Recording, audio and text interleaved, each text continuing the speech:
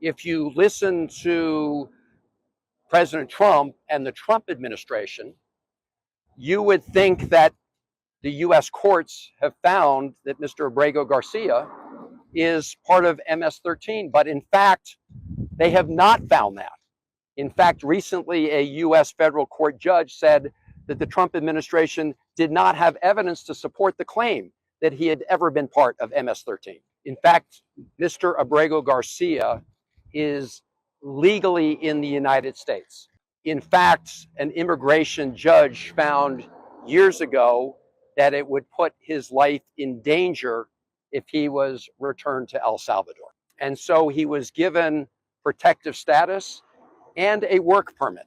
So I want to emphasize that President Trump and our Attorney General Pam Bondi and the Vice President of the United States are lying when they say that Abrego Garcia has been charged with a crime or is part of MS-13. That is a lie. Senator Chris Van Hollen made the trip to El Salvador to meet with the vice president there, and he came out swinging over what the Trump administration called a wrongful deportation of Kilmar Abrego Garcia. Now, the courts of the United States have said there's no evidence to support the charge that he's part of MS-13. So I asked the vice president whether or not El Salvador has any evidence that he's part of MS-13 or has committed a crime. So I asked the vice president if Abrego Garcia has not committed a crime and the U.S. courts have found that he was illegally taken for the United States and the government of El Salvador has no evidence that he was part of MS-13, why is El Salvador continuing to hold him in CCOT? And his answer was that the Trump administration is paying El Salvador, the government of El Salvador, to keep him at CCOT. So why should the taxpayers of the United States pay the government of El Salvador to lock up a man who was illegally abducted from the United States and committed no crime? It's a question not many people are asking in the era of MAGA, acting like they're targeting fraud, waste, and abuse. Why should any American support spending our hard-earned tax dollars to illegally arrest and house people in other countries? Because there is an answer that Trump already accidentally gave. You mentioned that you're open to deporting individuals that aren't foreign aliens, but are criminals, to El Salvador. Does that include potentially U.S. citizens fully naturalized? Yeah, that includes them. What do you think? There's a special category of person? They're as bad as anybody that comes in. We have bad ones too, and I'm all for it because we can do things with the president for less money and have great security. If they can house these horrible criminals for a lot less money than it costs us, I'm all for it. These would be heinous, violent criminals who have broken our nation's laws repeatedly, and these are violent repeat offenders in American streets. So long story short, because this is a fascist administration that butters up foreign dictators to do some of their dirty work for a reduced fee. And some people are concerned that the kind of dirty work that goes on in foreign prisons that have no accountability to anyone could result in some murder. It's one of the reasons that Senator Van Hollen asked more questions. So I asked the vice president if I could meet with Mr. Abrego Garcia. He said he was not able to make that happen. He said he needed a little more time. I asked him if I came back next week, whether I'd be able to see Mr. Abrego Garcia. He said he couldn't promise that either.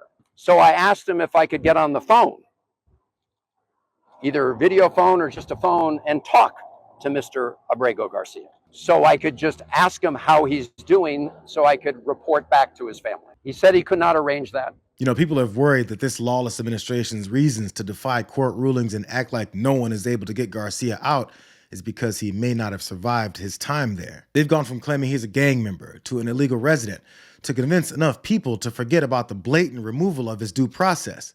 They've tried to get folks to believe that anyone fighting for our Constitution is in favor of gang crime, but that hasn't really stuck either. And now it's shifted to citing domestic violence incidents between Garcia and his wife as an excuse for sending him to that foreign prison with no due process. And just this morning, it was revealed through Maryland court documents that Abrego Garcia's wife petitioned for an order of protection against him for 2 instances of domestic violence in May of 2021. And here is the order right here. The court ordered that the respondent committed the following acts of abuse. Once in May of 2021, assault in any degree. And on May 4th of 2021, he punched and scratched his wife, ripped off her shirt, and grabbed and bruised her. This is from a court in Maryland. So not only are Democrats rushing to defend an illegal criminal foreign terrorist gang member, but also an apparent woman beater.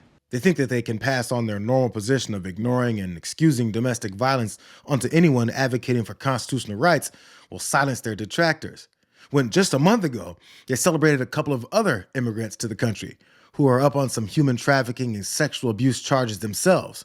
They welcomed them with open arms. The controversial social media influencer Andrew Tate and his brother Tristan are believed to have left Romania on a private jet heading to the US. The Tate brothers, who are joint UK-US nationals, were arrested in Romania 3 years ago, and they face trial on allegations of rape, trafficking minors and money laundering. And I understand perhaps one of the conditions of their release was that they would travel to the United States. Obviously, they're wanted. There's a warrant for their arrest in the United Kingdom. So if they had stayed in Europe or in a European Union country, they would have been required, those countries would have been required to extradite them, presumably, to Britain. So they, as far as we know, that's why they traveled to the United States. Remind us of what the interest is from the new Trump administration when it comes to these 2 men.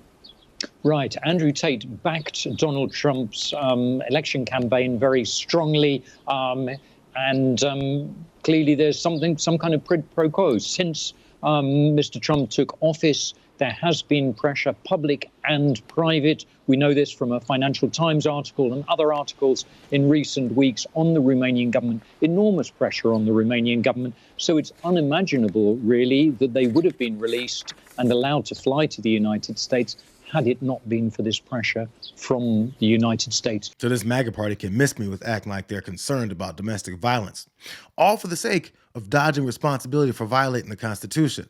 You know, actually, the next question for Caroline Levitt should have been, so you took Abrego Garcia and mistakenly, as you guys put it, sent him to that El Salvadorian prison because of those domestic violence incidents?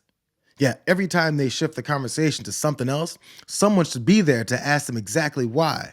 Because now that Senator Van Hollen went to the country to shine more light on the potentially dark scenario that these guys are happily facilitating, the attempt to attack his character is now in full swing. You mean Chris Van Hollen, the guy that didn't want to sign the Laken Riley Act that protects American citizens against illegal alien criminal gang members? Who instead of protecting Americans, his constituents, his taxpayers, he goes to El Salvador and defends an illegal alien with a deportation order that's a member of MS-13 that's been designated a terrorist organization by President Trump. That's where he went to defend it. It's just disgusting. The same senator who state yesterday released an illegal alien charged with murder, refused the ICE detainer, hit the street. So rather than protecting his community, protecting the residents of Maryland, he goes to El Salvador to coddle an MS-13 gang member terrorist. You can see right through these guys. You know, maybe this is what they meant by the most transparent administration in history. You know, people that are so blatantly criminal, bigoted, and stupid that they can't tell that everyone else knows that their tactics are obviously just trying to deflect. You know, they better start firing up attacks on a lot more officials, because this latest debacle, which will probably show many more cases of people wrongfully sent to this prison, doesn't seem to be going away anytime soon. I won't stop trying, and I can assure the president, the vice president, that I may be the first United States senator to visit El Salvador on this issue, but there will be more, and there will be more members of Congress coming.